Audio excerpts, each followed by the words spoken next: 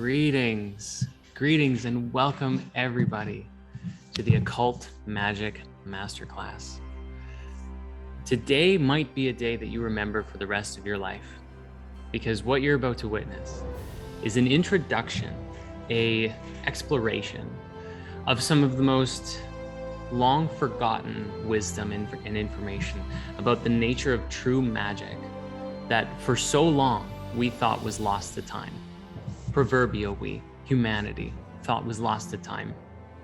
Magic was ridiculed for so long as nonsense and superstition. And yet even the ancients, like Origen of Alexandria, pointed out that no, it's very real. Christian scholars said it was very real. Today we're going to explore and learn just that. So I'd like to, with great honor and pride, I'd love to take a moment now to introduce our very own Chris Leon and Amy Moonsong, who will be teaching this class today and taking you through a world of magical endeavors. So with that, without further ado, Chris and Amy, come on up. You have the floor. And everyone else, welcome to the beginning. Well, thank you for that, Jordan. Wonderful introduction. I'm Chris, and this is my lovely co-host Amy. You'll probably recognize us if you've been around school for a while. We've been doing like ILM, we've been doing a bunch of other stuff.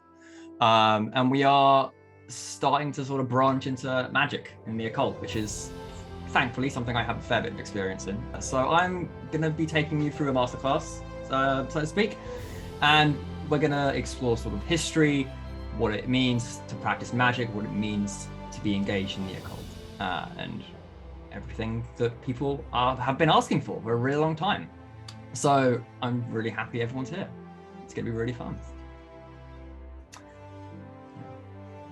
So before we get started, what I would like to do is for all of us to do a very quick opening meditation, and it's going to be for connecting to the group energy.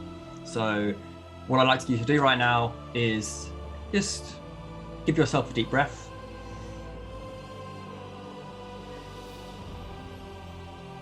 And let's just close our eyes. Let's become very present, very grounded in our bodies.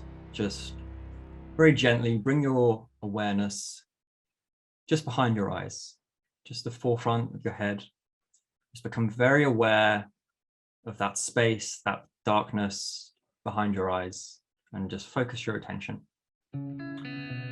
Take a moment here and let's just feel what it's like to be in a physical body. If you're sitting down on a chair, feel your butt in the chair, feel your back nice and firmly planted, or if you're standing, feel your feet on the ground, feel into your environment where you are, and just feel what it's like to be in a body.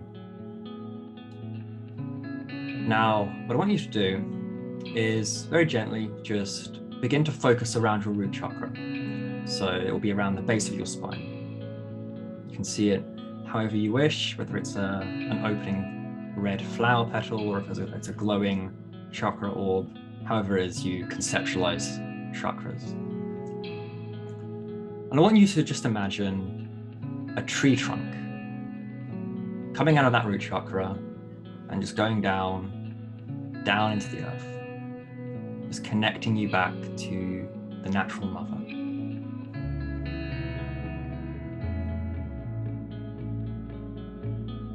Any worries, any anxieties, any fears, anything you have going on right now, just send it down that tree trunk into the earth and just let her take it. And just acknowledge how more grounded you can feel in any present moment.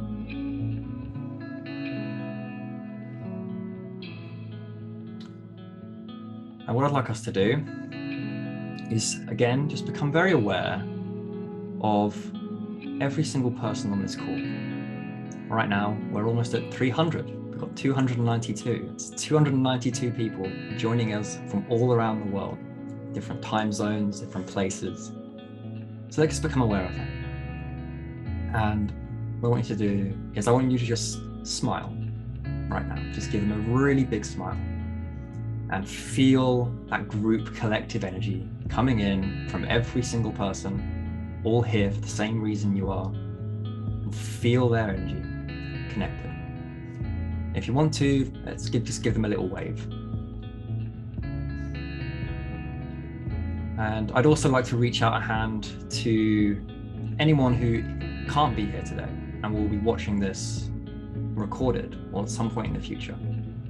Just coming in, acknowledging them, bringing them into the group energy, and just really feeling how grounded and present every single person here is.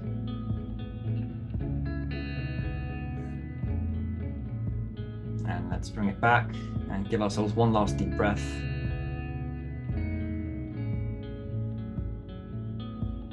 And let's open our eyes. Let's come back. Let's come back into our bodies. Want to give yourself a nice little stretch. Any kind of cracks or anything is always a good sign. I love that meditation. Did you guys love that meditation? Put it in the chat. How did that feel? Let's open it up. There we are. All right. Yeah. All right. Yeah. Hold on, I'm just going back up there. Everyone. There you go. Awesome. Wonderful. Wonderful. Thank you. So thank you for everyone for joining us. So let's get going. So what I like to open this with is the occult. And it's one of those words that people always get very sort of apprehensive about. You know, you hear the occult or any kind of word around the word cult, and it starts triggering alarm bells. In reality, if we look at the definition of the word occult, it comes from the Latin occultus, which originally just meant anything that was hidden or secret. So if we were to define it as a word, the occult can be defined as any kind of knowledge that's hidden, any knowledge of hidden things, of secrets, of anything that's covert, or anything that doesn't necessarily make sense in an established mainstream paradigm. It's the things that are under the surface, the things that are not always rational, the things that don't always make sense. But then again, in our world, not everything has to. So,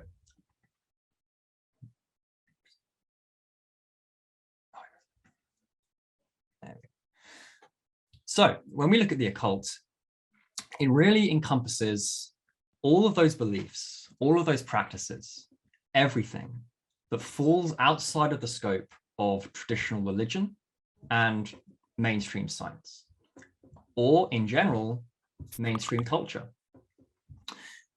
It is the things that were set aside by the Enlightenment scholars in the post-Enlightenment period as other, the things that were confined to sort of the trash bin, and because they didn't understand them, and they said it's pseudoscience, it's nothing, and they just threw it away. But just because we don't understand something doesn't mean it's not real. Just because we can't have necessarily a purely physical experience, an empirical experience of something, doesn't mean it doesn't exist. And the occult or the esoteric defines itself by that label of the other. It is that kind of knowledge that is set apart from the mainstream culture, the things that are under the surface, the hidden pillar of our society that's never really discussed or acknowledged, but the one that's always been there. It's almost too broad to be a philosophy, but it's too specific to be a religion. It encompasses a huge variety of things, more than just magic. It encompasses philosophy and science. It encompasses and has had an effect on every single one of these schools, but it's not one that we ever talk about. If we were to look into 19th and 20th century occulture, specifically sort of Helena Blavatsky, for those of you who know her, she was the founder of the Theosophist movement in the 19th century, who was a large influence on sort of the emergence of the New Age community, as well as sort of a lot of other minor or major magical orders throughout the 20th century, the Golden Dawn being one of the most famous, of course, and they were heavily influenced by the theosophy movements. In fact, a lot of the early members were also theosophists. To Madame Blavatsky, her definition of the occult was this: it was the study of a deeper spiritual reality, one that extended beyond reason, beyond pure reason, and beyond the physical sciences. And I think it's also worth pointing out that this would also extend beyond the physical senses. And if any of you have come to our ILM class where we were talking about ESP and things like that, you know, it's not always accurate to say that these things are necessarily paranormal or supernatural, because using those kind of words distances them from an actual reality where actually these things are actually very normal. We just haven't had that much experience with them. And we will see that as we're going through here. Rather interestingly, if you go back to sort of the high medieval period or the early modern period, especially sort of 16th century Europe, things like astrology, alchemy, and natural magic, they were being studied scientifically.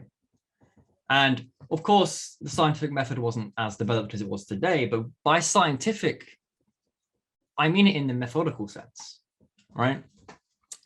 If you think of the scientific method at its core, it's this idea of having a theory, a belief about something, then designing hypotheses around that belief, designing experiments, testing them, and then using whatever result you get from an experiment or a procedure that you do, and then using that to inform your belief, or using that to inform your theory and come together and bring it together.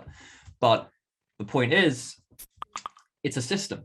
It's a system of learning. It's a system of doing something. It's a system of being. But it was entirely systematic. And in 16th century Europe, things like alchemy and astrology and natural magic, which of course laid the groundwork for astronomy, for chemistry, and for botany and biology, right? They were all being studied scientifically. Alchemy was a very respected science in the Middle Ages. And they were a lot of these early alchemists, a lot of these early, what we would call today magicians, were using techniques really that were systematized to explore these things, to explore spiritual principles, and in doing so, explore nature at the same time. And they were exploring natural processes, and they were using and developing theoretical frameworks around these things that relied on a belief in occult qualities or occult virtues and occult forces. Now, of course, this raises the big question, right? What exactly do we mean by an occult quality? What is it that makes something occult? Well, really, it's any property or any quality that has no known rational explanation within a paradigm. But in that, there is a slight caveat, because as paradigms change, so do the things that are classified as the occult, right? Like I said, the occult is really anything that exists under the surface, the hidden layer of a society that we don't necessarily fully understand.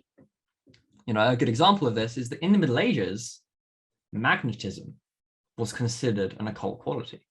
We all know today that a magnet exists. We know the principle of cardinal directions, north nodes, and whatever else. It's a completely normal aspect of science, right? But to the Middle Ages, to the alchemists, magnetism was just as much an occult quality as alchemy or natural magic or astrology, because it was effectively spooky action at a distance, right? In fact, this even got carried over to when Newton was defining his theories of gravity. And a lot of his early contemporaries actually severely criticized Newton and his idea of gravity as an occult idea, because it was, again, action at a distance. It was action through some invisible, unseen force. To people at the time who didn't understand it, it was a spiritual and magical force. But in reality, it's pure science, right? Or what we would today call pure science. And honestly, personally speaking, I don't really see any distinction between science and magic. But we need to elaborate and expand beyond this understanding that there is a dichotomy or a difference between science and magic, because there isn't.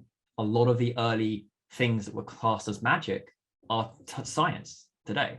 And I think a lot of the things that are classed as magic today will become science in the future. It's just a matter of shifting paradigms. And as new understandings come in, different things change. So as we said, if we were to define the occult, the very thing we're talking about here, it's that kind of knowledge that's been set apart from the mainstream, from the academic culture, from the religious culture. It's been set apart as other, And it's through that identification that it defines itself. In doing so, it becomes both a set of practices and a worldview. It's not just a thing you do. If you are an occultist, it's not just rituals. It's not just about sitting in front of candles or communicating with spirits. It's a worldview, it's a practice, and it's one that acknowledges and searches for a deeper meaning in reality and deeper ways to connect with the energies behind it and the world that we exist in. Now, one of the most fundamental ways through which these spiritual or somewhat occult attributes or qualities are experienced is through mysticism. Mysticism, since antiquity, has been heavily associated with the occult.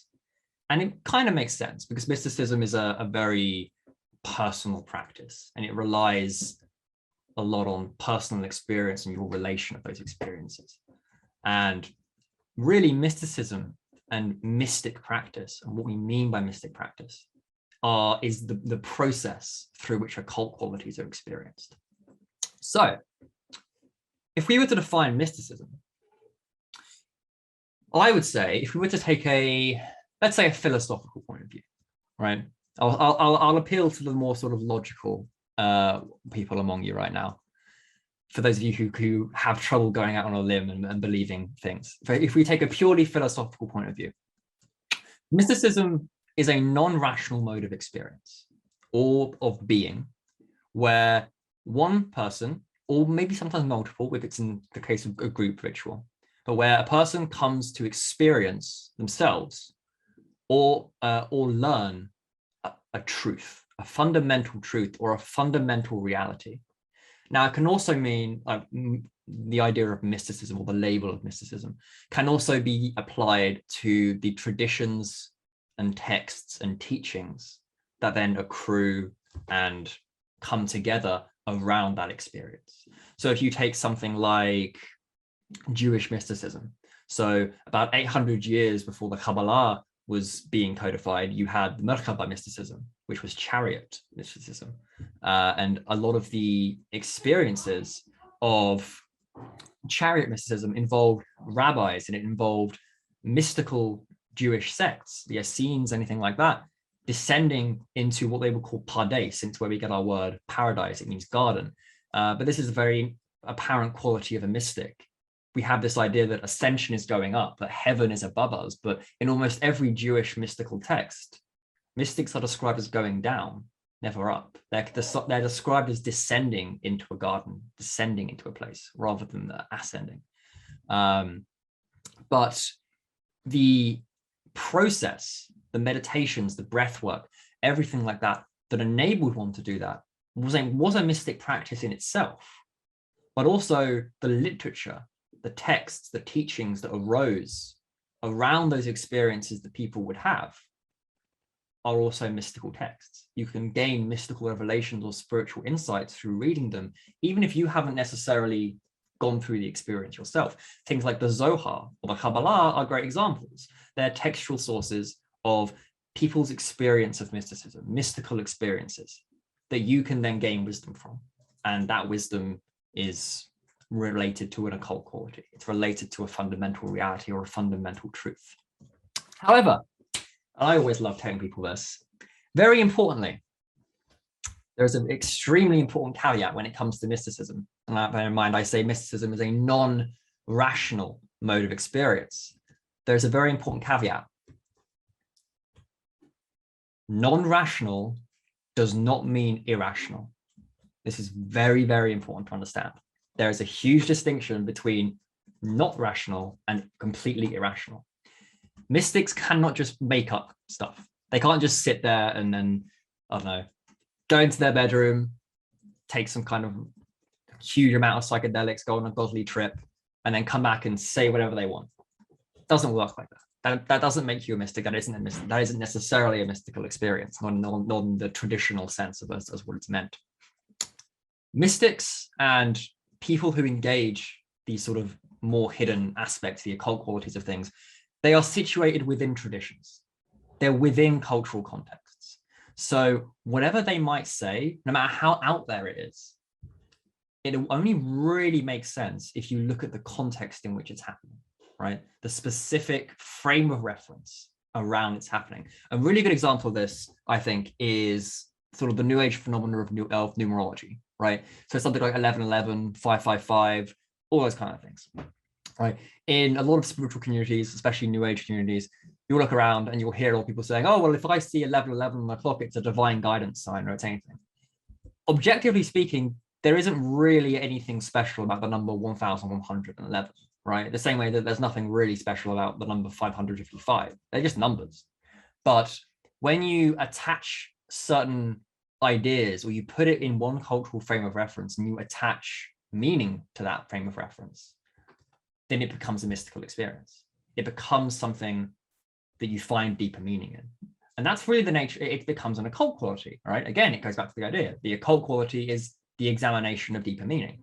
It's the use of occult qualities to experience, to gain more experience. But remove the connotations of 1111 or 555, remove it from the New Age community, and they're just numbers. Outside of their cultural context, or outside of their frame of reference, they don't really make as much sense. But it doesn't mean they're any less real, because people still create or base their realities around them, right? But the non-rational element of mysticism or occult qualities, it comes from the fact that people are not going to be articulating their experiences. They're not going to be giving you arguments for why something's happened. They're not going to sit there. A mystic is not going to come up to you and be like, hey, I did this, this, this, and then this happened. It's not going to be A plus B equals whatever C is. You know, it's not going to be, hey, this is my meditation. This is exactly what I did. Here's how many breaths I took. This is what happened. It doesn't work like that. Spiritual experiences are entirely subjective. They're not objective. They can't work in that way. So the non-rational element of mysticism comes in when we have to accept that we're not going to be able to give articulate arguments for all of our experiences.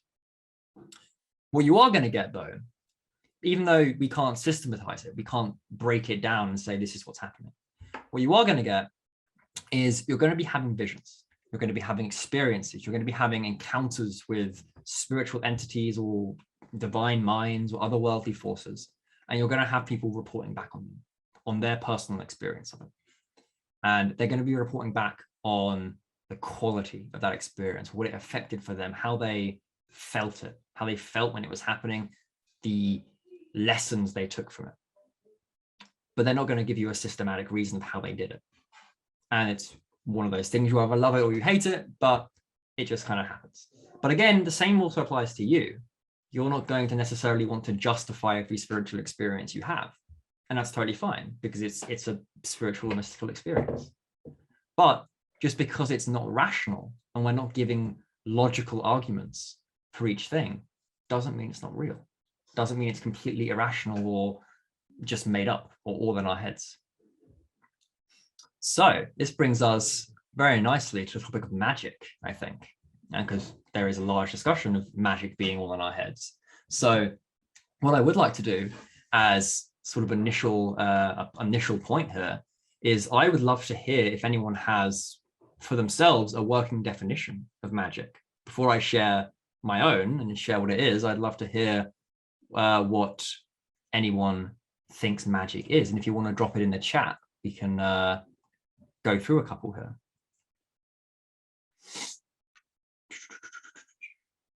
The rational practice of mystics, the manipulation of energy. Yeah, all very good. Energy that flows through us, healing, understanding, utilization of energy. Alchemy. Coding.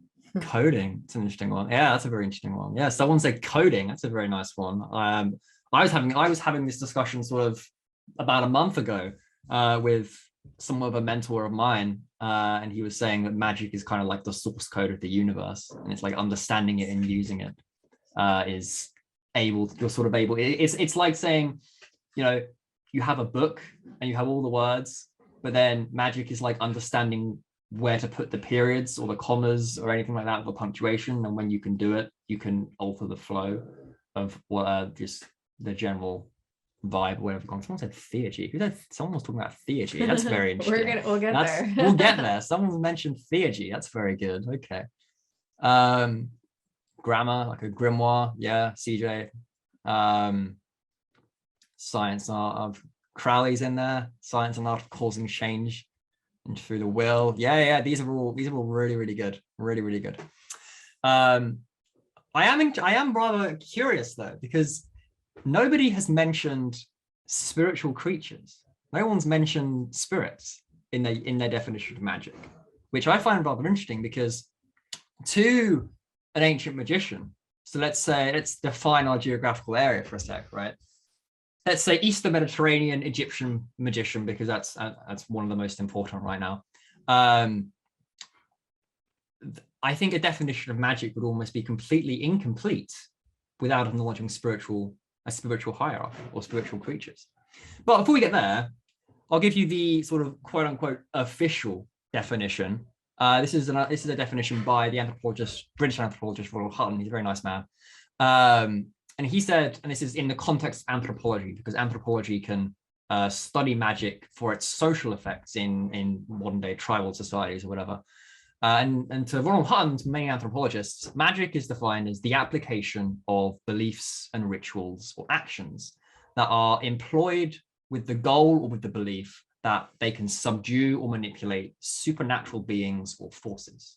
And forces, I guess, in sort of this sense, would be akin to what all of you are saying is energy, right? So actions, beliefs, rituals, anything like that you exercise, and it can help you control or manipulate supernatural entities, spirits, or energies surrounding them to affect change in the physical world. But going back to our sort of, let's say an Egyptian or Greek magician living in Alexandria or Thebes, sort of at the turn of the 4th century BC, anywhere between sort of the 4th century BC and the 5th century AD, they wouldn't really be able to define magic in that way. And part of the reason why is there are a couple of major prerequisites of philosophy and belief that sort of prevent us from defining magic in its fullest. And the first one was that magic would, anything that could be attributed to magic would be anything that wasn't explainable by rational or surface level means or surface world means. And what I mean by that is very fundamental point is that there are other realities than this one. That's the first sort of prerequisite under which you have to work, right? Completely. So not only is there this physical reality, but there are other realities. There are planes of existence. There are, whether you call them dimensions, whatever you want to call them, they exist. That is the first prerequisite that you have to acknowledge before we can define magic. And magic, however it is, and we're going to come on to a more apt definition, the process through which it works is through either the inhabitants or the energies of those other worlds, other planes, coming into this one and then affecting change through this one. So while we exist in this plane, it would seem invisible, it would seem unknown or occult or hidden. There's actually a very real science behind it, because the processes behind why it's happening, the energies that move it, are not coming from this place, they're coming from somewhere else. Now, this also means, of course, that the other prerequisite that we have to acknowledge, really, is that magic is predicated on the belief not only in other worlds, but that those other worlds are inhabited by entities, by spirits, by demons, by gods, by angels, whatever it is. But without acknowledging that a spiritual hierarchy exists, without acknowledging that these other aspects of reality exist, we can't define magic.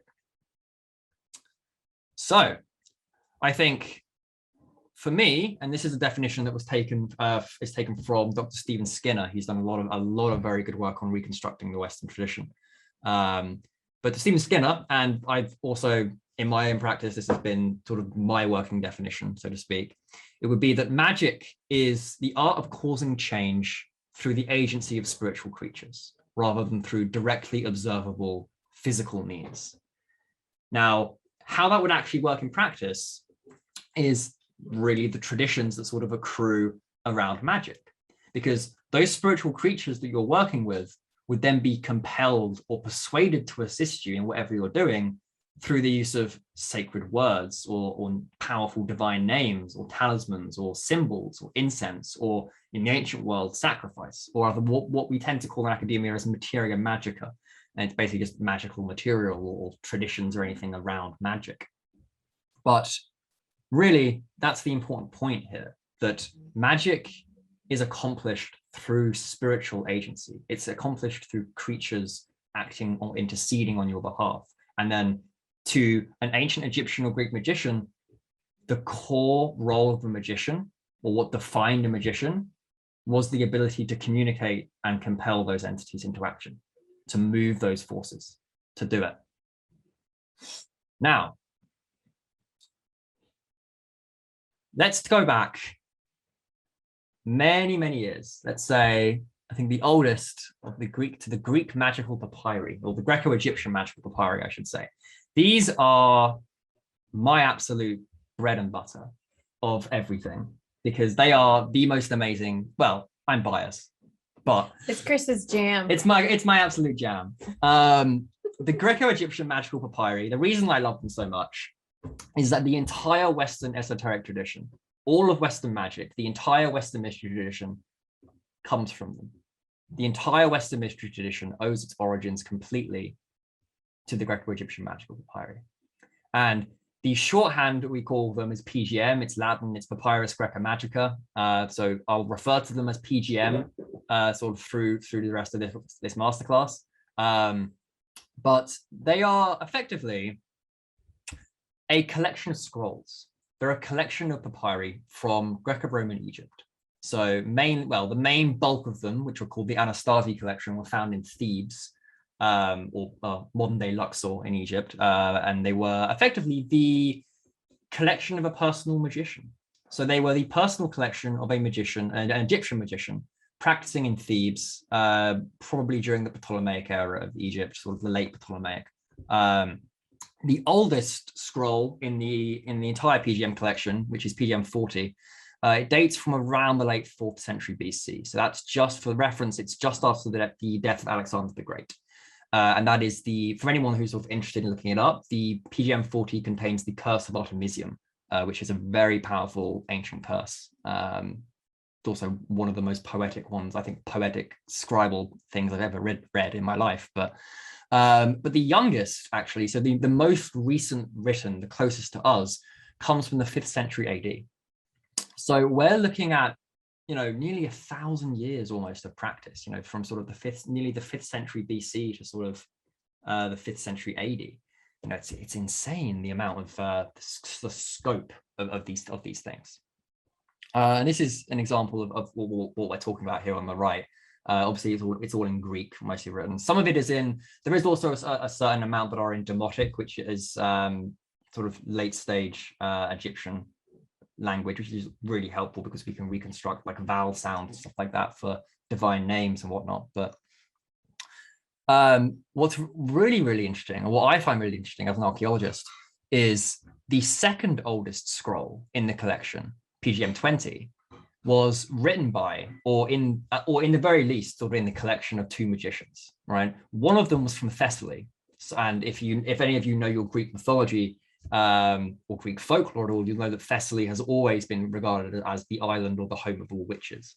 And the other magician that this scroll was in the possession of was in Syria. And what's really interesting is that all of these scrolls were still found in Egypt. And we know that these would belong to different magicians because a lot of these scrolls are also written in the same handwriting as well, and they are, they have a certain amount of personal charisma and charm to them that we know were in circulation around sort of a small group of magicians or a couple. But really, what this tells us, before I do this, I'll ask the question: if we have sort of two magicians, sort of spread thousands of sort of kilometers apart over sort of the Eastern Mediterranean. One of them is in Greece, one of them is in Syria, and we also have the same scrolls and the same practices being done in Egypt. What do you think that tells us about sort of the nature of this kind of magic, or sort of what this is, the kind of things that are going on? What do you think it kind of tells us about what we can gain from it? formulas at work. Great minds think alike. Universal telepathy. Yeah, probably. Jungian collective mind, Yes, universal or cool. channel. Yeah, they share principles. Yeah, teacher student. Yeah, a school, collective consciousness. Maybe not all of them are as practical as the actual Yeah. truth, but Yeah, well, but I love it. I love it. But it's probably all true. I love where all your heads are at. I admire your romanticism. The answer is both more exciting and probably a little more boring than you're expecting. What it effectively means is it shows us just how widespread this tradition is, right? The PGM, it really contains sort of hymns, formulas, ingredients, all that kind of ritual preparations, all of it. And what it's showing us is that this kind of style of magic, this style of working, it's coming from a geographical area that encompasses, at the very least in its smallest, Greece and Thessaly, Syria, Palestine, and Egypt. Almost the entire Levant, so the entire Near East, is using almost the same kind of this magic. Now, obviously, divine names or cultures are going to change every now and again, but the actual method behind what they're using is staying the same all over the world. And also, it's also kind of the same thing. Even if you go back to, and I always find this very, very interesting, Taoist, if you go far east to Taoist magic, especially Taoist Maoshan magic, which is sort of traditionally considered black magic in Taoism, but it's not really black magic, they actually use the same methods. So a Taoist magician and an Egyptian magician, even though they're speaking entirely different languages, they're completely separated by thousands of miles, right? In fact, they're probably even completely separated by hundreds of years, thousands of years at some point. They're using the same methods. You know, Egyptian magicians, they used a magic circle to protect themselves from spiritual entities. They invoked directions. They had long, lengthy formulas of conjuration that would summon these entities. They would appeal to higher powers or divine names to compel them. Then you look at Taoist sort of Maoshan practice, even though it's thousands of miles apart, they use a magic circle. Naturally, it's slightly different because in Taoist magic, the magic circle is designed around a river, sort of stones dipped in river water or washed in natural springs. But Taoist magicians still call on the compass. They call on elemental directions. They conjure directions, they invocate things, and the same calendrical sort of observances, the zodiacal considerations, the planetary hours, planetary days, gods ruling the hours, and that sort of influencing your magic is exactly the same the entire world over, time and time again. So while the culture might change, while the names employed might change, the actual method behind magic doesn't change. It's been the same. And it starts here. It starts with the Greco-Egyptian papyri. But as we move forward, and again, we will sort of chart the evolution of the papyri here, but as the papyri sort of moved through history and they sort of survived the fall of empires and moved into different cultures, same thing happened, right? The culture changed, the names changed, the things that were once benevolent demons in the PGM, or they were gods, when they moved into Christian environments, they became associated with demons, sure.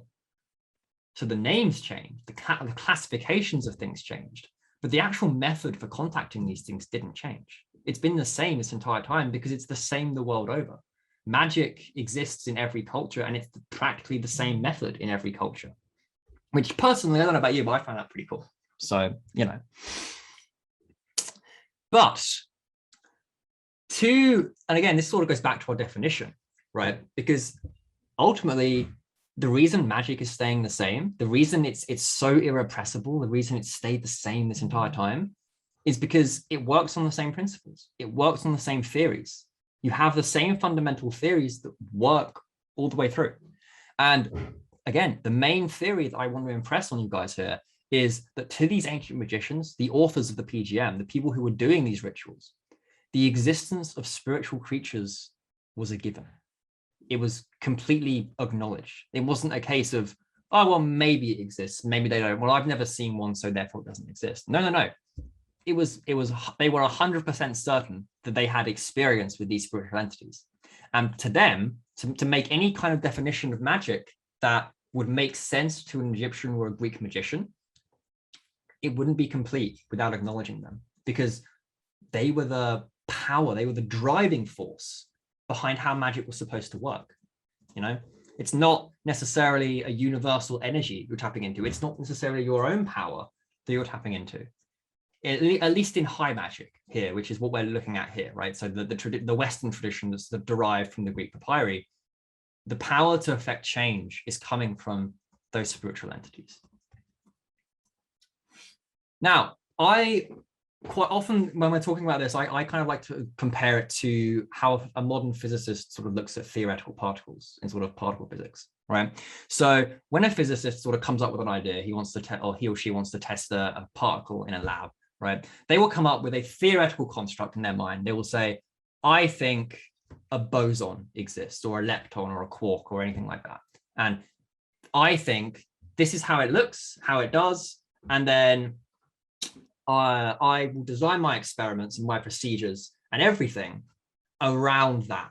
And that I will try and, you know, prove that that exists, right? And it's kind of the same thing here, because if we take the theoretical understanding that an entity is sort of similar in that sense, it's saying that, hey, I think I'm going to accept the theoretical existence of this entity, of spiritual creatures, and I'm then going to design experiments believing or theorizing that they exist, and then I'm going to measure their response and how they react and whether their behavior lines up with what I'm experiencing and what my theory is. And if it doesn't, then you change your theory.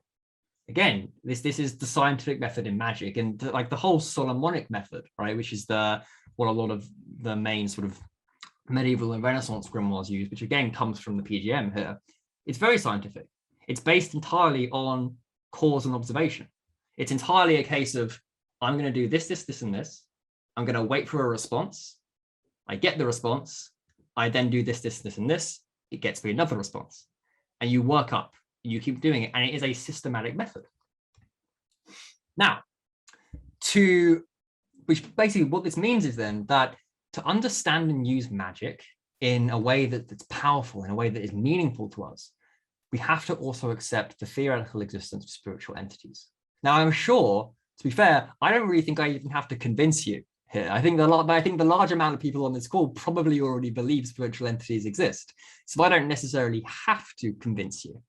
But if we use that as a baseline, if we say, right, spiritual entities exist, let's say theoretical baseline, they exist, we can then begin to build our definition of magic around them, build it off of it.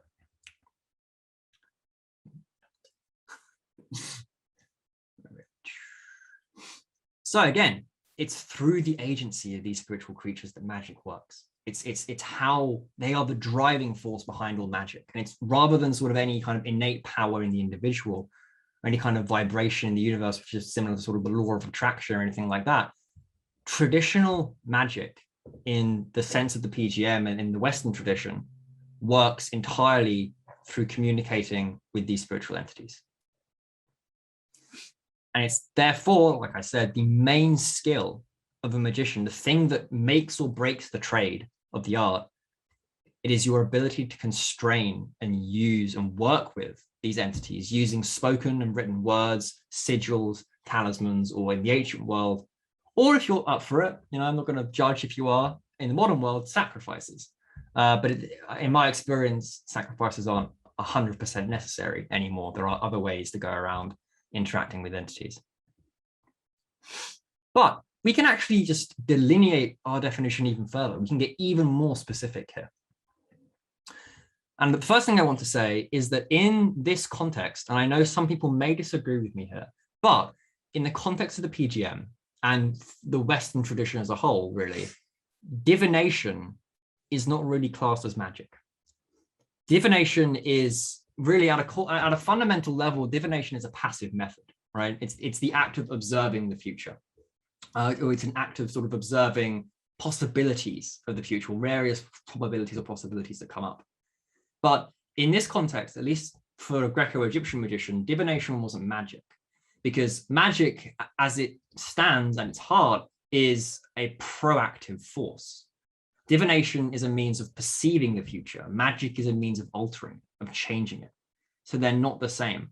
Now, I know in a lot of sort of more modern concepts, divination is sort of taken as sort of under the umbrella branch of magic, but they were very sort of distinct in the ancient world. Divination was more really of a religious activity than a magical activity.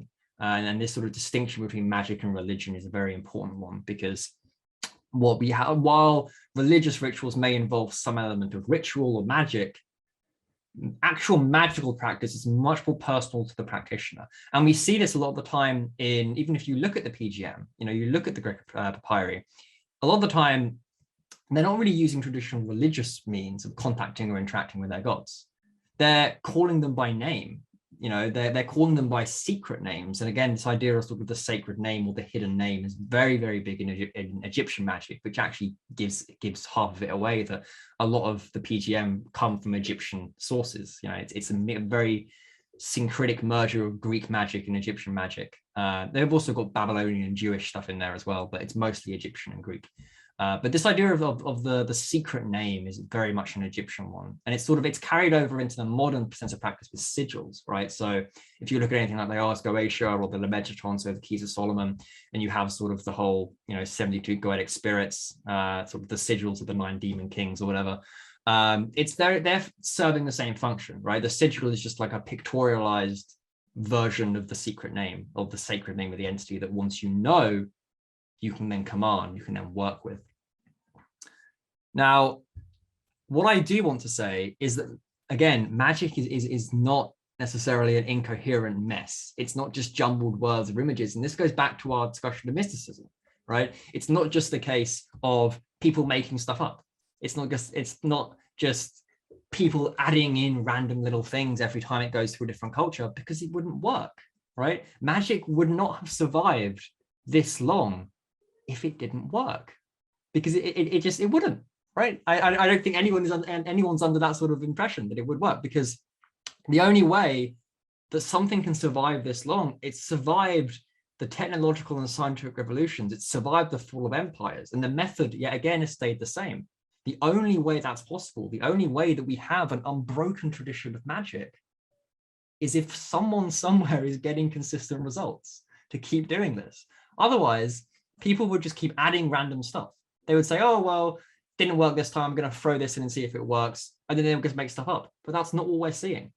What we see is a consistent system every single time through every single culture, repeated again and again with the same method.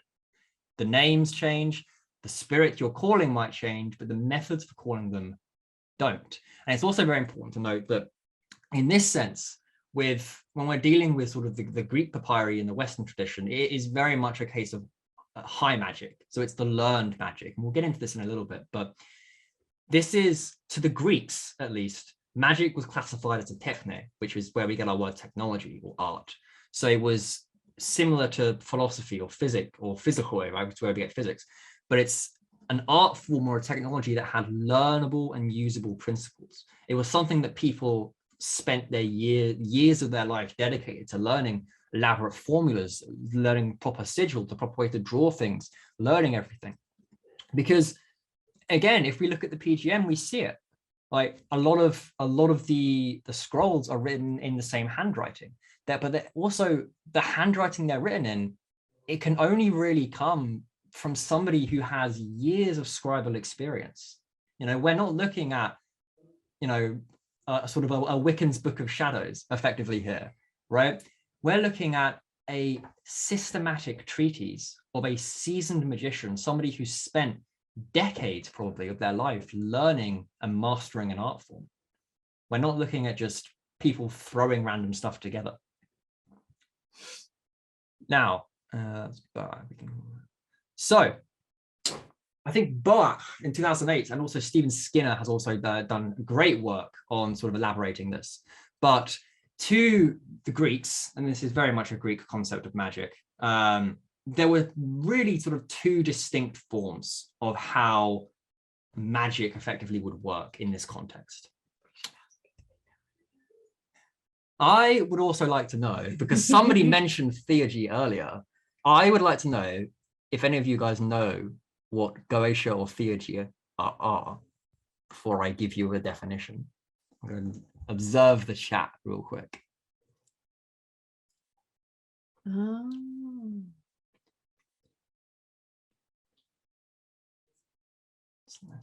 Demonic and celestial. No one knows. Oh, cool. Interesting. Oh, cool. You're going to learn something new. Cool. I was half if anyone does have any experience with magic, or anyone's read sort of the Key of Solomon or the Lemegeton or anything like that, I was half expecting anyone to come up and be like, oh, the Goetia is from the Ars Goetia. It's where we get the 72 Goetic spirits. That's what we call them. And then I would very happily shut you down and say no. But so, to the ancient Greeks, Goetia and theurgy are two different kinds of magic. Goetia is, well, originally it was, well, today we would call it necromancy. It's not a very accurate term. It's basically any kind of magic that originally involved working with the dead, or sort of spirits of the ancestors or anything like that. But as sort of time sort of progressed and cultures changed and it evolved, it kind of took on a broader meaning of working with spirits in general, working with entities. And to a certain extent, the sort of two types, a lot of Greek magic was sort of split between these two types. You had a goes who would be practicing Goetia, and the goes would be sort of summoning entities. He would be working with entities, or I should say she actually as well. The PGM has a lot of women casting spells as well. So this isn't another thing I do want to say. We do have this idea of the ancient world being very patriarchal. And sort of, a lot of the magicians, especially sort of male magicians, because you see in the Renaissance so much, Renaissance and the Middle Ages, of, predominantly male magicians sort of doing demonic evocation or anything to acquire love or get women to fall in love with them. But originally, actually, in the PGM, statistically speaking, there are more women performing magic than there are men, which is an interesting point. There are also men performing love magic on other men and women performing love magic on other women. But ancient Greece, I'm sure, as many people will know, was much more, should we say, liberal than we are today. So it didn't really matter as much. But anyway, getting back to the point, Goetia originally, when it took on this meaning of sort of working with spirits in general, the goes, the person who would practice it, he would be sort of summoning these spirits, and it would be mainly sort of for the benefit of carnal desire, right?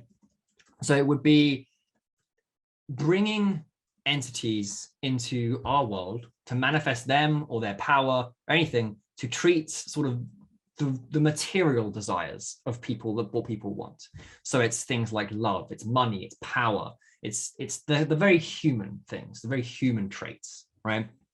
Now, theurgy, on the other hand, or theurgia in Greek, literally means divine work. Comes from the Greek word theos and ergon, which is literally divine work. And via the Neoplatonic philosophers, because it's descended via them, mainly Umbilicus and prior Proclus, but it is a descendant of the mystery traditions and the mystery rites. So it's really a kind of magic that was specific to initiation or mystery initiation. And we don't really have, I think the entire discussion of sort of the distinction between magic, mystery, and religion, just it far exceeds my time limit that I have today, so I can't get into all of it, but I will at some point. But the primary goal of theurgy, as opposed to Goetia, was to raise the consciousness of the individual, right? So it's this idea, it was the main idea, in fact, behind the mystery traditions, really, that you would go into an initiation, you would undergo a purity procedure where a priest, known as a teletai priest, in fact, the procedure itself was known as a teletai. It comes from the Greek root word tele, which means perfection or completion. But this priest, the teletai priest, would perform theurgy on you while you were on your initiation, and it would sort of purify the soul, it would purify and sort of raise the consciousness, raise your own consciousness. And it had sort of the original goal of raising your consciousness to such a degree where you could talk to and interact with a god face to face. And in doing so, you would sort of attain immortality. That was the original goal of the mystery traditions, right? Via theurgy. Theurgy was the practice through which the mystery traditions worked. It was a kind of magic that they used. And actually, interestingly, it survives even into the medieval period, because you have, well, not even the medieval period, I think early medieval even. But I think the 13th century Grimoire de Liber Juratus, or the Sworn Book of Hieronymus in English, it defines theurgy as a mystery rite. So even though it's, thousands of years after, it's the definition is still survived, that it's a descendant of the mystery traditions. But the whole goal of theurgy, as opposed to Goetia, which sort of treated more sort of carnal desires, was that theurgy was designed around elevating you to the same level as the divine, so that you could then engage them. You could talk to them. You could talk to your God face to face, and you could sort of get a more personal relation with your God. And in doing so, it would sort of lead to spiritual or maybe even physical immortality. And it's also I think important to note that it's distinct. The kind of immortality that's brought about by theurgy is different from sort of a place in the afterlife in sort of the Christian heaven sense, where it's like eternal salvation. It's more immortality retaining the ego in a kind of way. It's immortality of your physical self right now. So we have this idea, especially in New Age communities, that at a moment of death, there is an ego death, and we sort of transcend the body, transcend the identity, and return back to it, or unify with the source. That wasn't really a goal in the ancient world. The Neoplatonists, or some of the Middle Platonists, obviously believed in the divine mind, the nous, as Plato and Aristotle called it. But and they even saw sometimes a lot of the major gods as being sort of manifestations of that single divine mind. But it wasn't necessarily about re-merging with the divine mind. It was through interacting with your God in a more personal way, you would elevate yourself to remember everything of your physical life when you're walking through the world. It's designed around really sort of stopping you from becoming sort of a soulless husk or memoryless husk in the netherworld, so you don't become like a wandering shade. It's all very lovely stuff, but it's quite an interesting thing. So this kind of brings us to the next part of this masterclass, and it's what I'd like to call the archetypes of practice, because really over the world, or at least if we look at the Western tradition in comparison to sort of, I should say, more folk traditions or more local traditions, really we see two types of people who are practicing magic, two main forms. The first one, which is again derived from the Greco-Egyptian papyri and the Western tradition, is the high magician, right? Or what we would say the ritual magician. And I'm going to move this over here real quick, because I really love this picture on the right here. And it's because this is an artist's rendition of an evocation ritual. It's actually a ritual of theagogia. It actually means divine evocation. So it's summoning a god. And the god in question, if any of you know your sort of iconography, Egyptian iconography, would be, it's Helios, so the Egyptian sun god, Greek sun god. He was during the PGM, he was kind of conflated with Ra at the same time. And he became a very, very important god in the PGM. He's called upon as sort of the highest god a lot of the time. And obviously, we can see this is sort of like an Eastern Mediterranean environment, right? And we're seeing, what's really interesting is obviously, this sort of guy here on the left is the magician, right? He's the guy obviously leading this ceremony. And we can see some very sort of classic Egyptian magic going on here. Most specifically, I don't know if you guys can see here, see my mouse on the screen, but the leopard skin print here is very traditionally a garment of the Egyptian priestly class. So a lot of Egyptian priests would wear leopard skin as a sort of a badge of office almost. It would signify priests. And a lot of the priests in Egypt were also the practitioners of magic. So they were also probably half the people that wrote the Greek papyri. But I just really love this picture because it gives you a nice visual sort of for what was going on in the minds of sort of the Greco-Egyptian magicians, sort of evoking gods and demons or whatnot. It's a very interesting sort of dynamic. But so in terms of the high magician, sort of high magic practice, like I said, it's the high magic is really sort of the predominant practice or form of practice in the Western mystery tradition. And it's the one that's most closely in line with the PGM, with the what was going on in the ancient world, really. At least in sort of the Eastern Mediterranean and Egypt.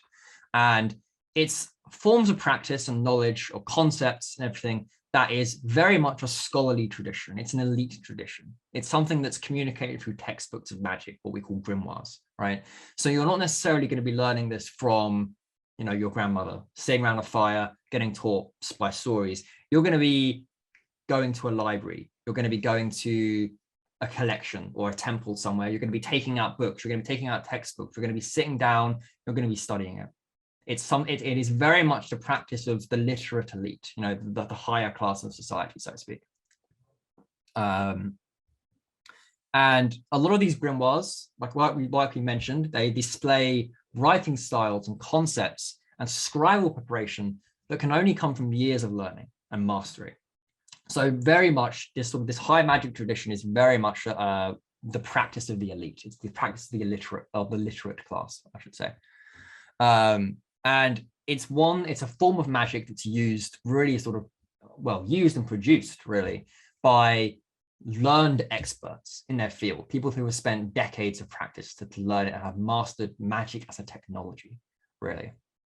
And it involves very, very deep calendrical considerations, right? So we're talking things like the calculation of planetary days, planetary hours, which gods or entities rule those hours, and choosing incenses or times to work your rituals around those correspondences or whatnot. And this is sort of where planetary magic comes in, where it's, you know, different planets are associated with different days of the week, and then different gods or spirits rule different hours, and you have to sort of plan your rituals around it.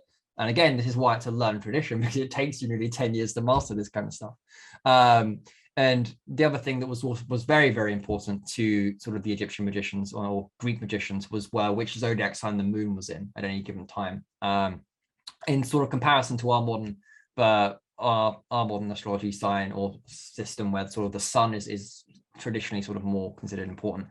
The moon in Egyptian magic was much more important to a ritual. In fact, timing was a vital ingredient in any kind of ritual. And I'm convinced, really on a personal level, I'm convinced that 99% of the reason people fail at doing magic is because they just have the time wrong. They do everything else right, you know, for the most part, they just don't do it at the right time.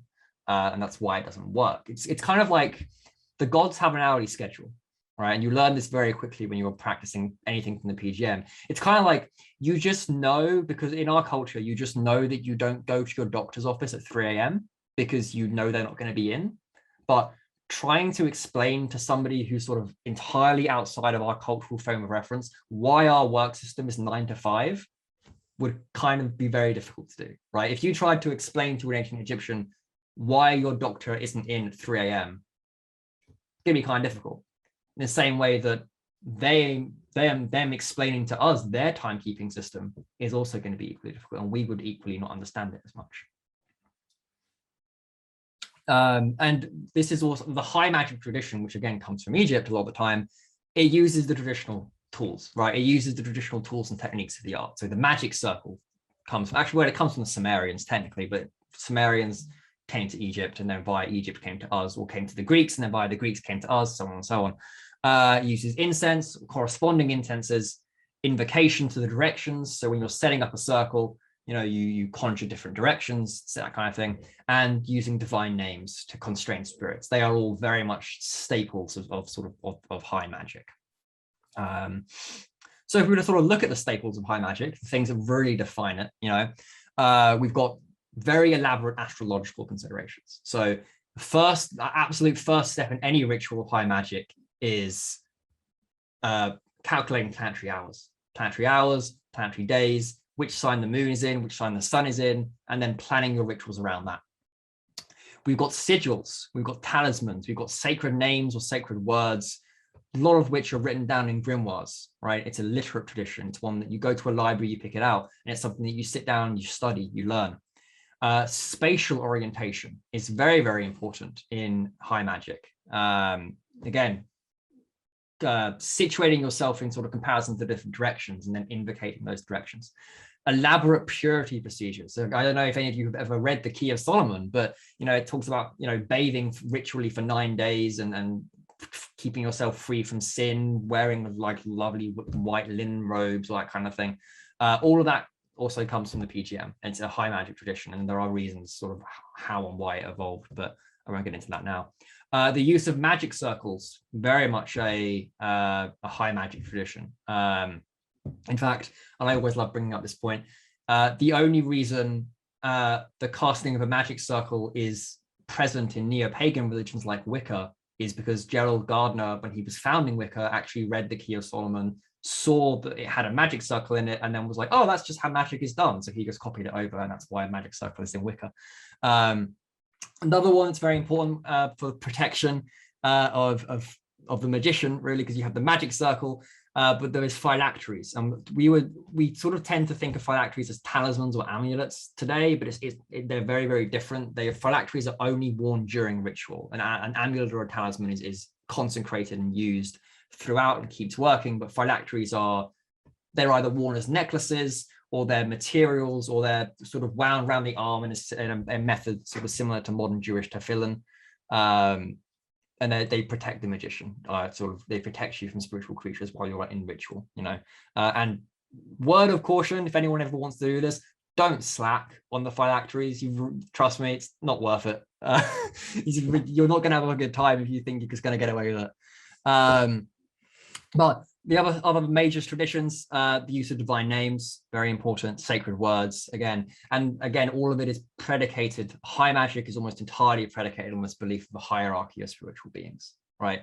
It's saying that you exist on some level, there are other worlds or other planes of existence that exist that are inhabited by spiritual beings, and there is a set hierarchy. And a lot of the time, the compulsion or the persuasion to get entities to exist, to sort of help you, is by calling on somebody in the office above them to say, hey, I'm going to tell your boss on you if you don't come and help me. Effectively, what's going on. That's a lot of the time. Now, the other side of this, we talked a lot about high magic, but I want to address what we call low magic for a bit here. And this brings us to the other archetype of practice, which we call the witch, or what I like to call the witch, or the traditional witch. And they are slightly different. They overlap a little bit. And a lot of folk witchcraft is very eclectic, so it takes from a lot of traditions. And there are a lot of instances of traditional folk practices taking from high magic, but some of them have their very own unique traditions. But if the Western tradition as a whole is derived from the PGM and high magic, then what we would call sort of the native folk practices of a region is what's dubbed low magic. So it's the religion of the people, effectively. It's the practices of people rather than the illiterate elite, It's the reason really is because historically it was the kind of magic or the beliefs and practices that were practiced by the rural peasant community, as opposed to the literate elites. And this is sort of your archetypal witch figure, right? When you think of sort of a witch in popular culture, we've just gone through Samhain or Halloween or whatever. I'm sure everyone dressed up as witches or put pumpkins out or whatever. You saw all the adverts. Our idea of the witch comes from the Anglo-Saxon Wichler, which is also where Gerald Gardner got the name for his religion. But Wichler originally just denoted sort of the village cunning man or the wise woman, sort of. Again, picture a thing on the right. I don't know if you read Shakespeare's Macbeth, you've got the three witches, the whole double, toil and trouble, whatever. That's your archetype. That's effectively the other kind of archetype we're looking at here. I also want, very importantly, even though one is sort of called high magic and the other is low magic, it's not any sense of sort of power or inferiority. It's purely in the sense of like class distinctions of how it's practiced. There is no sense of one is more powerful than the other. What we would call low magic or traditional folk belief is exceedingly powerful, sometimes even more so than high magic in certain scenarios. But again, it depends on it. Now, the method of transmission of how low magic is sort of taught is also very, very different. Whereas high magic is, you're learning from grimoires or learning from textbooks. Low magic or traditional witchcraft, you're learning orally. You're learning from, your grandparents, you're learning from your family, you're learning directly from the wise woman herself. You're learning from nature. Yeah, or you're learning from nature at the same time. rather than sort of imposing your will on nature. You're sort of learning to flow with nature. But this idea of sort of the oral tradition is very important in traditional magic or traditional witchcraft. And because of that, traditional witchcraft, if we're going to sort of very briefly define it, is sort of a blanket term given to any kind of practice of folk magic that predates Wicca or predates the neo-pagan religions, effectively. Mostly in Europe, right? It's mostly sort of around European villages.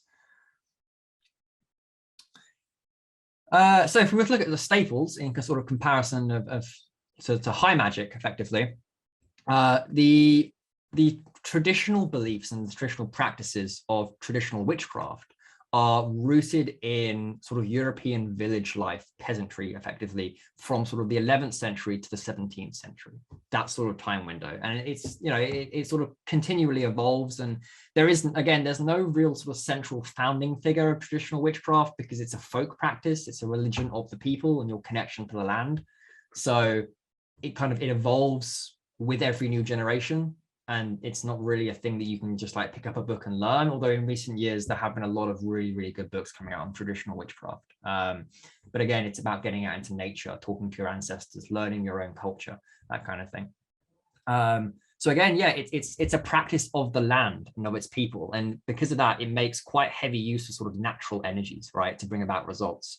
And it uses sort of the powers and the forces in the elements and the objects in the world around you to bring change. So in distinction to sort of high magic, which is using, you know, spiritual creatures or spiritual entities from other worlds, traditional witchcraft much more focuses on nature and using the energies embedded within the land in this world to bring about its thing, right, or bring about results.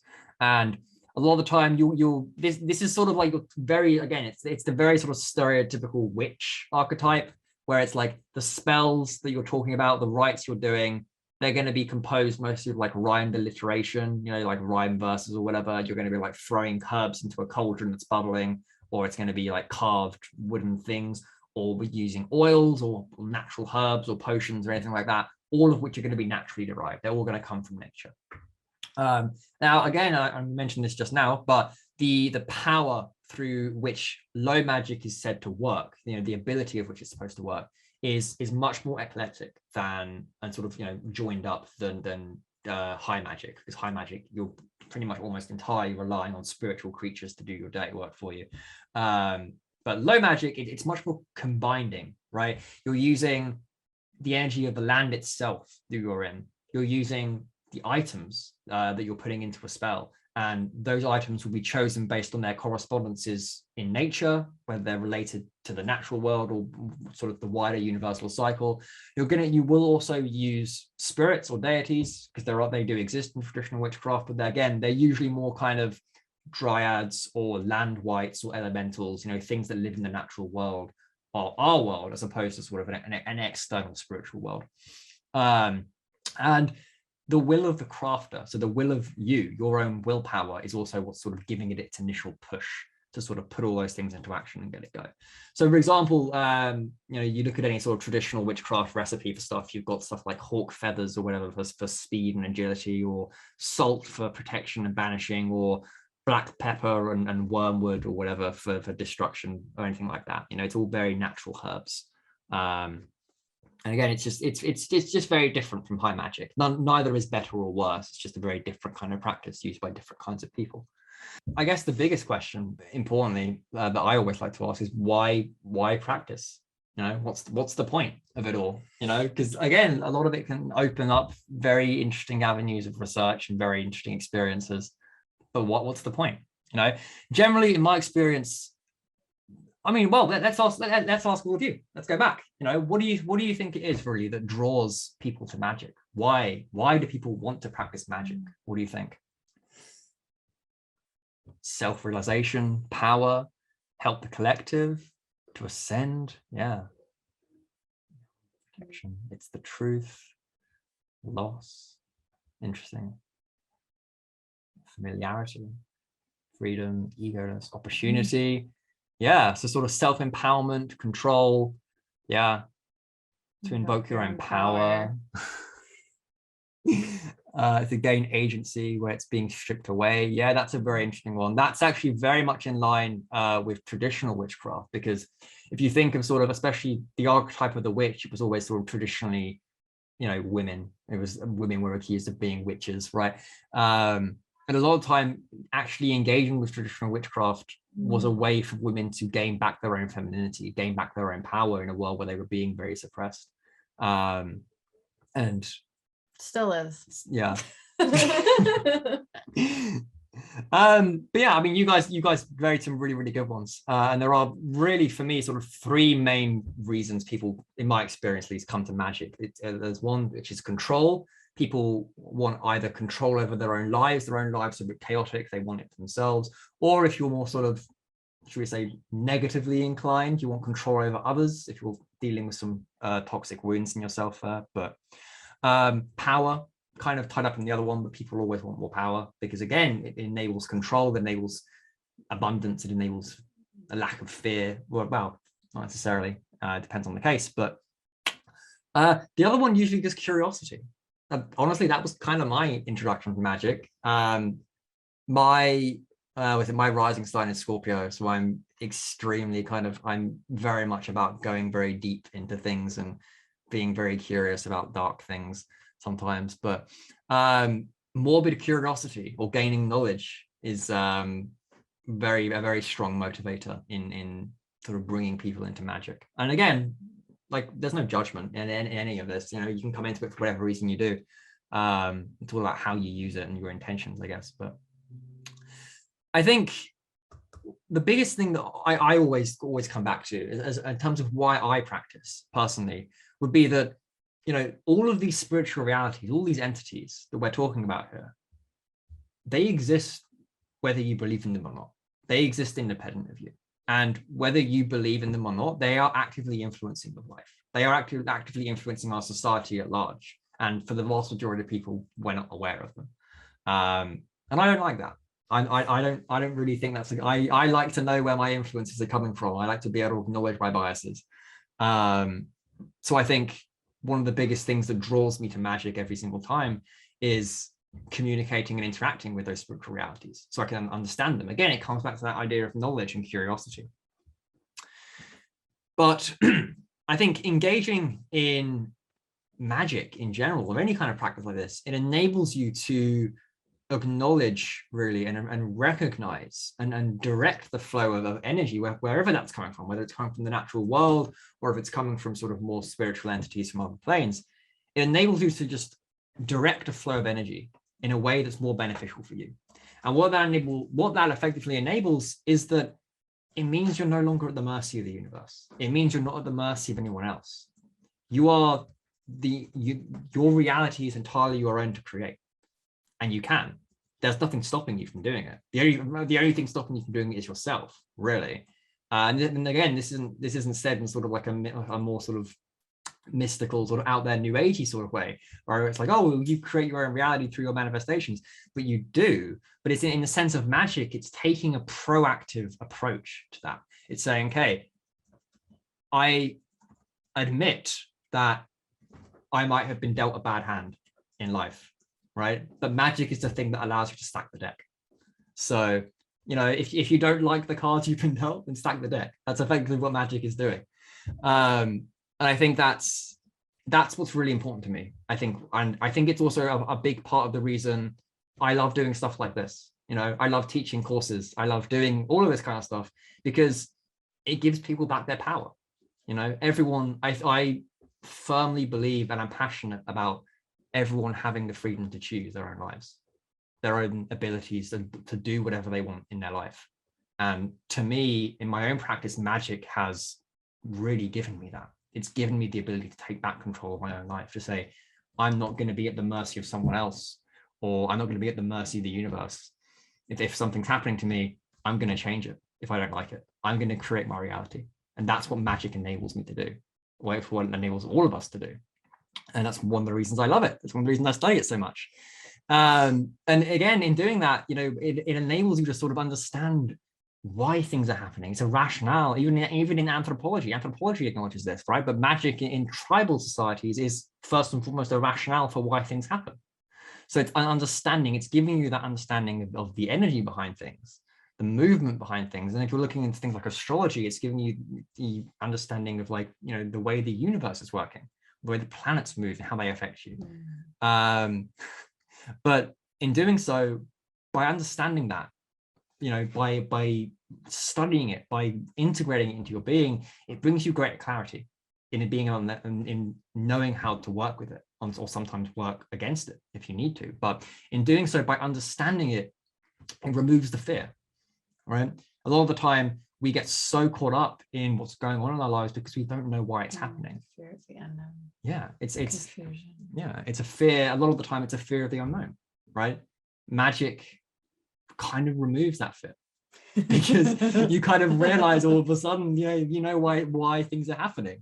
And in doing so, when you realize that, when you study it, when you study those occult qualities, when you look at the things that are under the surface, and you realize that they influence everything, it gives you so much more control over your life, and it allows you to experience your own reality in the way you want to. I would say it removes the fear if you're willing to face your fears. Okay, that's the one caveat, I guess. Yeah, but you will have to grow. Yeah, there's no sense of it's, put it this way, magic can be both very easy and the most difficult thing you do. It can come very naturally to you, but it's not going to come without a price. Sometimes you will have to sort of grow, and you will have to change. But again, if you're committed to you're committed to a spiritual path, committed to a journey like this, I think it's a change worth making, you know, because you'll come into just a so much stronger level of discernment in your own experience about why things are happening. And that's the reason you should practice. You know, I'm not going to sit here and be like, hey, everyone needs to practice magic. It's amazing. The world will be a much better place, because I'm just not going to be that idealistic. But for me personally, it's given me so much empowerment in my own path, and it's set me free from a lot of the blocks that a lot of the time I imposed on myself. And that's why I want you guys to start practicing. That's why I want you to do things, because it's powerful. And you know, on a more lighthearted note, it gives you some pretty good stories to tell over a drink. You know, if you're around a campfire, if you're having a good drink with some friends, guarantee you'll be the most interesting person at the party if you can tell some good stories. If you're around the right people, and they won't, you know, the second you mention magic, they won't run away screaming, thinking you're like a Satanist or whatever. But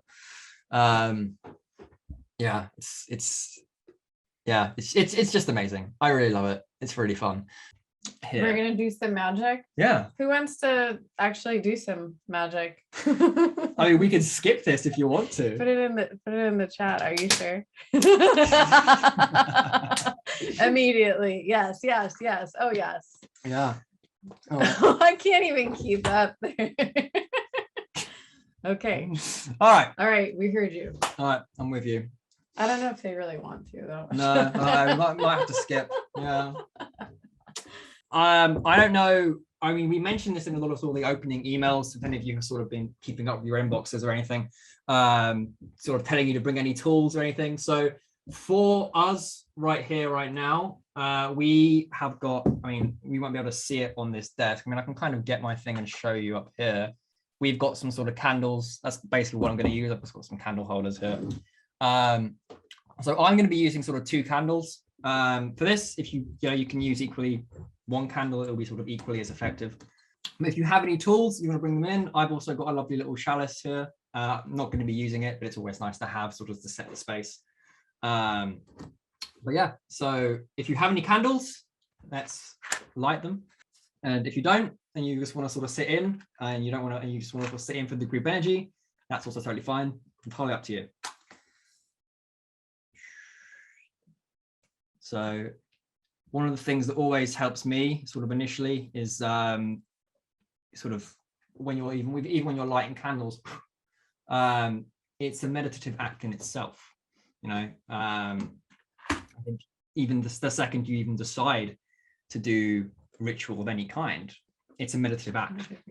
No, I don't think you'll be able to see it, but unless you want to sort of hold it, but Okay. Kind of Just know that they're just there. know that the candles are there and we're doing stuff. What I'm going to do, traditionally this ritual was done facing south. So if any of you can sort of get up and shift around to sort of face a southern direction, that's ideal, but it's not super necessary. So if you're sitting at your computer facing a different way, it's totally fine. And usually you have a compass on your smartphone Yeah. if you don't know which direction the south is in. Yeah. So if you have your candles, let's light them. If you have two, sort of place them like I've got here, just sort of on, just sort of in front of each other, effectively. And let's, again, collectively just enter into a little group meditation here. So let's close our eyes, give ourselves a deep breath.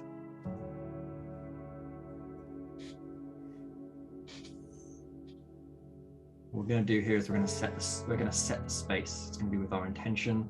It's going to be, if you want to do any kind of visualizations, if you're feeling sort of apprehensive about any of this, imagine or visualize sort of a circle, either a circle of fire or a circle of light around you. It's however it works if you want to empower yourself.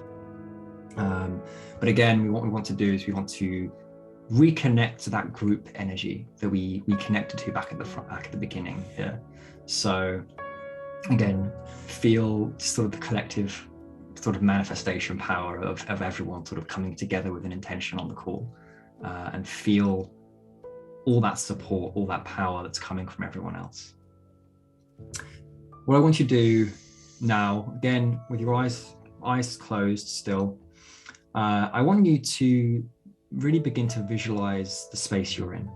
I want you, if you're in your temple right now, or even if you're in your office or your living room, wherever you are, I want you to start visualizing the room you're in. I want you to recreate it in your inner vision. I want you to make it become so solid, so real that you can almost reach out and touch it. Behind your eyes, visualizing it, know where you are. And again, just still breathing, just deep breaths, really recreating sort of the space around you in your inner vision, your visualization.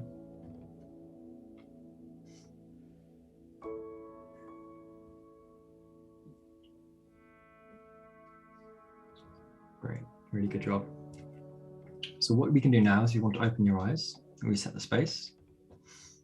And what we can do is we can actually use the candles as our sort of meditation aid here. So if you sort of fix your gaze very gently on sort of the flame of one of the candles, and you sort of just watch it for a bit, sort of watch the flame dance, sort of just let it guide you. If you want to move your body, if you feel a kind of rhythm with it, just sort of follow whatever way it's going, and really try and feel into that fire energy, the element of fire that's present in our space here.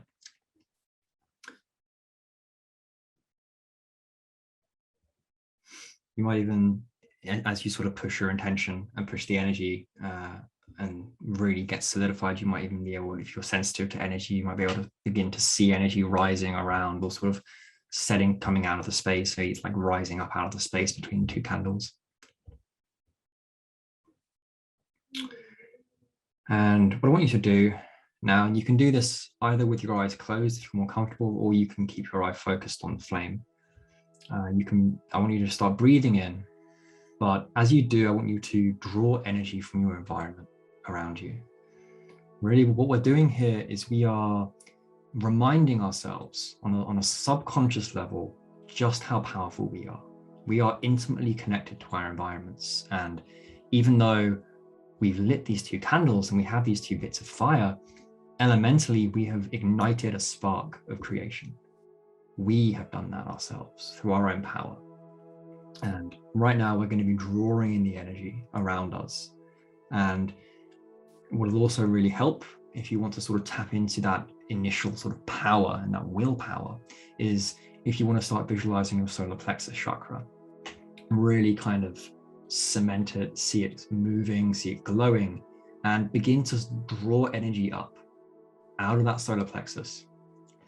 You can do it with the breath. If you do it on inhale, and you can sort of draw the energy up, see it rising, and on the exhale, when you push out, sort of push that energy outwards And again, sort of surround either the candles or see it going into the flame and being absorbed. And again, if you're doing this with your eyes closed, you can do all of this in your inner vision. You can visualize the candles. And if you don't have candles, you can still visualize them and still connect anyway. Again, just feel into that presence of the air beginning to thicken, things stepping up, the static electricity starting to come out. As you move with your breath, feel the pressure that's starting to emanate around you, the air thickening, the candles getting hotter, your senses increasing. Good, very good. And you can do this on your own now, but if you want to open your eyes, you can sort of, again, fix on the candle. And I have a little incantation here that I wrote. And you can say this, I mean, everyone's mic is muted, so you can say this out loud to yourself, but if you sort of focus on the candle, you can put your hands somewhat near the flame, just be very careful not to burn yourself. You want to just be very focused on your intention. And what I want you to do here is we're going to be speaking directly to the element of fire itself. We are going to be speaking to that primal force that we created. And I want you, it can either be whispered or you can say it out loud if you're in a place to do it, and you can repeat after me. I consecrate you, creature of fire. Consecrate you, creature of fire. To the works of empowerment and the conjuration of spiritual transformation. To the works of empowerment and the conjuration of spiritual transformation. Fulfill me and bring to me that which I desire. Fulfill me and bring to me that which I desire. Creature of fire, thou art consecrated. Creature of fire, thou art consecrated. And if you say that, really, as you deliver your final sort of exhale breath, really feel your energy merging with the element of fire and coming back to you. Good. And this is the moment now, if you want to sort of close your eyes again, you can sort of begin to visualize a situation, because we're going to personalize this ritual a bit, because this ritual is designed for empowerment. And that, whatever that means, that kind of transformation, it's going to be personal for you. So I want you to begin to visualize the situation where whatever it is that's weighing on you right now, the issues you're having, anything like that, visualize a situation where they're not present anymore, where you are fulfilled, you're empowered, you're free from whatever blocks or turbulations or issues you have going on right now. I want you to see in your mind a reality, a possibility, and a visualization of what a world looks like and what your life looks like when these issues that you're having right now are not there anymore. I want you to see yourself in this future moment, become so convinced of yourself that what you're seeing isn't just a vision, it's a reality. You're observing a future, but it's a future that you're already creating. I want you to see yourself in this moment. I want you to see yourself being happy. I want you to feel the emotions, all the things that you're going to feel when you have what you're seeing in your vision right now. I want you to pour yourself into it. Let it fill you up. Again, if you've seen Harry Potter and you know the Patronus charm, when Lupin is teaching him, he's saying, hey, you need to think of a memory, a very happy memory, and let it fill you up and let it overpower you, let it pour out. I want you to do the same thing. This visualization that you have, this image in your mind that you have, I want you to let it fill you up. I want you to feel into it and know in just the core of your being that what you're seeing is a reality. Feel how you would feel when the spell was complete, when everything you're looking at before you is completely manifest. And know in your mind and your heart that the flame of the candle that you're looking at or that you're seeing is the gateway through which that energy that you're creating, that you're manifesting right now, is flowing, and it's being redirected back to you.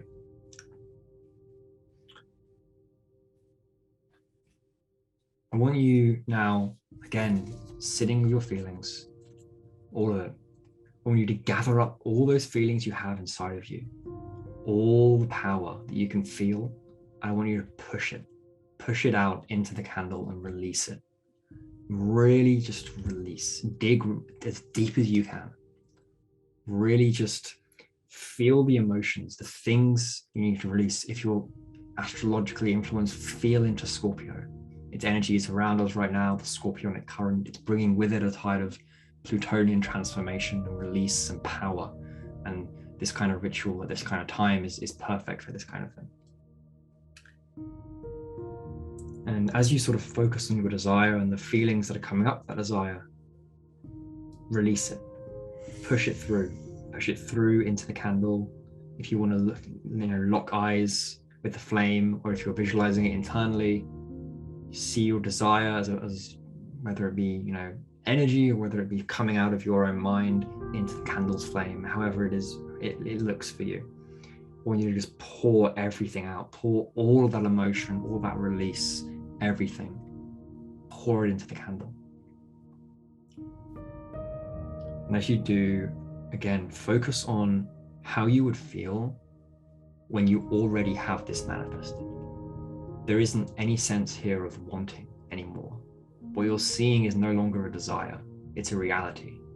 Feel the emotions, see the sights, the sounds, everything of what it will be like when you already have this thing. And that is the thing you want to also be pushing through, the certainty that you have as you're moving. Now, this element will be very personal to you. And again, all of you are muted, so there's no sense of anyone sort of hearing what you're saying if you're alone. But if you do feel called to sort of speak out your intention at all, with that sort of intention of calling forth, now is the time that you can sort of speak your desire out into the candle and into the world, into the ether, however you want to say it. Speak your desire. Again, it can be whispered or it can be aloud. Again, you're muted, so no one's going to hear you if you're self-conscious about it.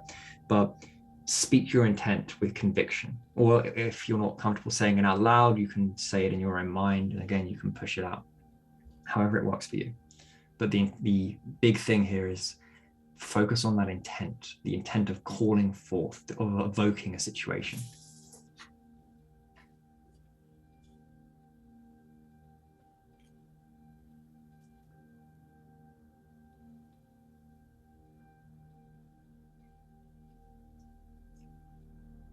We're going to go even deeper.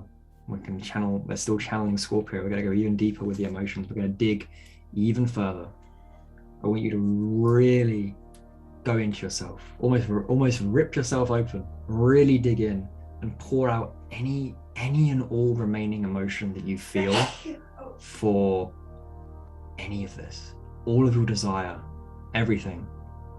Pour it out, feel it, dig as deep as you can, and push as much out of it as you can, that when you see your desire in your mind's eye, however it is you're seeing it, you don't even have a desire anymore. It's just a certainty. It's a reality. Now, if you want to call on any guides or spirits or anything that you'll have a personal connection to, now is also the time to do so. And you can do that in whatever manner you feel is necessary, or however it is you usually do it, whether it's a prayer, whether it's an invocation, whether it's just asking, however it is. Now is the time to do that.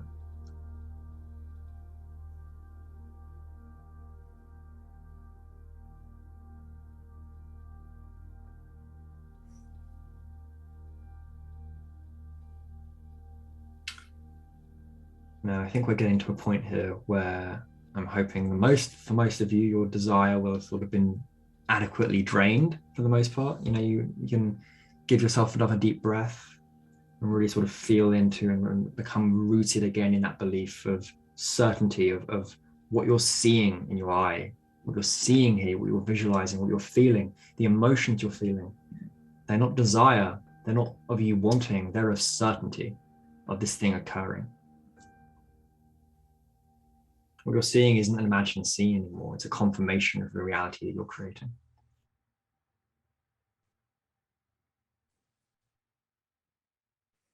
And if you just sit with that for a moment.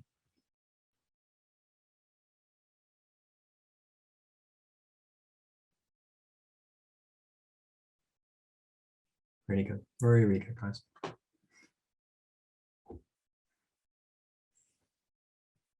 So we sort of start coming back to our bodies now, sort of expelling any of the excess energies. We'll see it going away.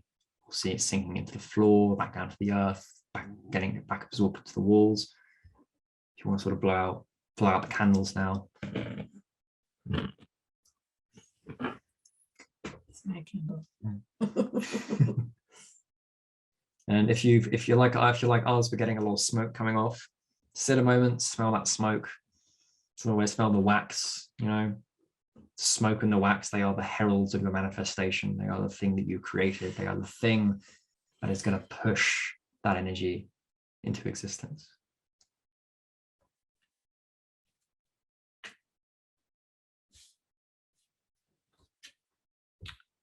I'm gonna ask them how they feel. All right, and let's again come back to our bodies, and for good measure, let's give ourselves one deep breath and just reground ourselves. Again, stretch, wiggle around, feel yourself in your body, clap if you want to. How's everyone feeling? I know you wanted to ask. No, you're good. See how everyone's doing. But I really appreciate that. Like what you expressed really well in that exercise was like the whole concept of like really putting everything into it, what it feels like to do it with all of you. Yeah. Because that is so much of what makes magic work. Yeah, it's that again, it's the digging deep, I think, that really gets people, because people will only sort of, you know, they'll expose themselves to sort of what they want, the parts of themselves they want to see, but they won't always dig as deep as they need to. But really sort of going in and then opening yourself up and pushing that desire out is really sort of a key to magic, I think. All right. Mm-hmm. Are you called to go deeper into all of this?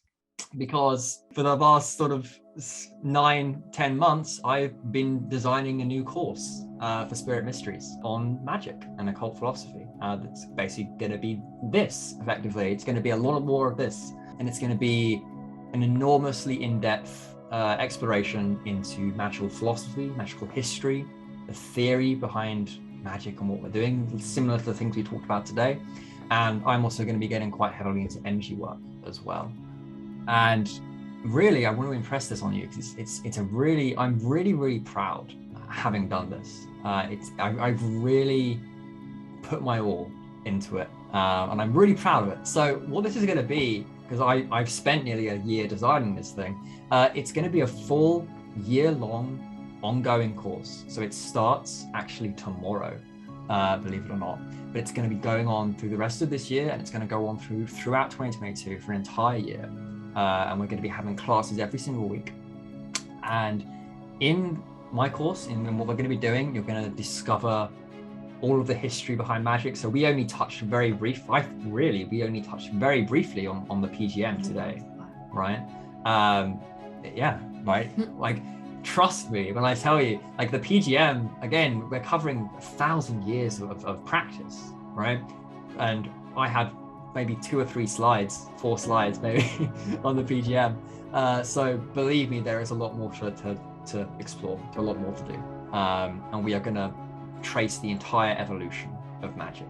And we're going to be starting right from the Stone Age, and we're going to be defining the philosophy of magic. And we're going to be going through every single culture, every single thing that these papyri have passed through, and we're going to be exploring all of it.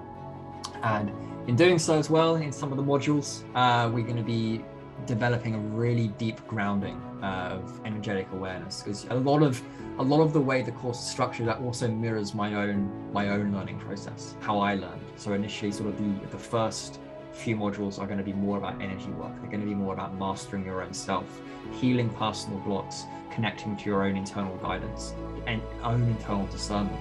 And then as we sort of move through, as we get much more sovereign in our own energies and learn how to work with them, we're going to be branching out. We're going to be doing more rituals like the one we did, but even more, we're going to be getting into the evocation of spirits. We're going to be getting into everything like that, everything that the PGM magicians were talking about. I'm going to be taking you through it, and I'm going to be the one teaching it. And again, along the way, we're going to be learning sort of self-initiation practices. You know, I've personally, I haven't done a lot of work with Rosicrucian orders and other sort of Masonic orders or anything like that that have been involved in esotericism. And I've learned a lot about self-initiation. I'm going to be teaching you guys as well. So I'm really excited about that. And in general, again, all the tools and stuff that we're talking about today, so the magic circle, the calculation of planetary hours, astrology and magic, incenses, the correspondences, the timing for creating magical rituals, discerning the zodiac signs, all that kind of stuff. We're going to be working with that. We're going to be using it to create sacred space. We're going to be using it to work with spiritual creatures. We're going to be getting into more dynamic relationships with it, these kind of things. And also at the same time, along the way, because again, a lot of this is focused around the evolution of magic, the history, the practice. We're going to see how magic still exists. We're going to look at how it's seeped into our modern society, because it still does. It's seeping through the cracks. And just because you don't notice it every day doesn't mean it's not there. In fact, it's influencing all of us. And it's a very real presence in our society right now. And I'm going to teach you where it is. I'm going to show you how to see it, how to interact with it. It's going to be, I'm really excited about doing it. The main course sort of details, I think I want you to know, is live classes, and this starts tomorrow as well. The first module is tomorrow. The classes are going to take place every Wednesday from 9 until 11 a.m. PST. So it's like a proper school day. You know, I want you bright and bushy by 9 a.m. And I want you coming in every Wednesday. You'll be able to watch it live. I'll be doing it live. But if for whatever reason you can't, because people have work schedules, I completely understand, so do I. But if you buy the course, the recordings will be made available to you completely on demand, and you can go through it at your own pace, again on our platform, and everything will be amazing. I've also designed assignments, homeworks, all of that kind of stuff for each module that you'll get. And on top of that, as well as part of this course, we are also going to be organizing study groups that I will be leading, and I'll have support from probably Amy and maybe a couple other people as well. But you'll have instructor guidance. You know, I'm not just going to teach you all this stuff on a lecture on a Zoom call and drop you in it and then just walk away and leave you and expect you to deal with it. No, I'm going to be giving you assignments. I'm going to be giving you feedback. I'm going to be giving you organized study groups. And also, if you get the course, you will also get a discount on the 2022 Almanac. 15% off. 15% off. Yeah. Okay. When you sign up for the course, you can sign up for the discount code for Yeah. the Almanac, which was written by Chris. Well, a lot. I wrote a large part of this year's Almanac, and it's also really, really good. I would recommend it. It's not, it's not needed, but it's a really good companion text, I think, to my course that's coming. So if you haven't yet, I would really recommend checking that out. I mean, it's a great standalone, but it also contains a lot of practices, a lot of recipes, things like that I personally wrote, and it works very, very well as sort of a companion guide with my course. It's a compilation of love and wisdom written by all of Team Spirit, by lots of Team Spirits. Normally, sort of the normal price point for this course would be $49 a month, and it will be a monthly plan, and we have no annual plan for this one. But since this is launch week, we are offering a lovely special where you can access the entire course right now, again, starting tomorrow, for $27 a month, or one single payment of $200 for a year access. And that offer expires on 11/11, so sort of next week. If this is something you want, really jump on it sort of in this opening week. It's really, I think it's really, really good value. I think it's a good thing. We're trying to make it very as affordable as we can do. So for this week, again, this week only, we're offering it out for $27 a month, or a single sort of lump payment of $200 for the year. Yeah, we can't stress the benefit joining the course at the beginning, you know, coming in on the ground level with everyone, being able to attend as many of those live courses as you can, is just going to create so much more continuity and cohesion for you and for your classmate, you know, for your classmates who you also be, you know, working with, getting to know, building off of experience with each other. Of course, it's perfectly fine to come in later on, but I encourage each one of you who's interested to take the opportunity to sign up now so you can start at the beginning with all of us. Yeah, I think there's always, at least for me personally, there's always been something said. Again, part of the reason I did the opening meditation as connecting to the group energy.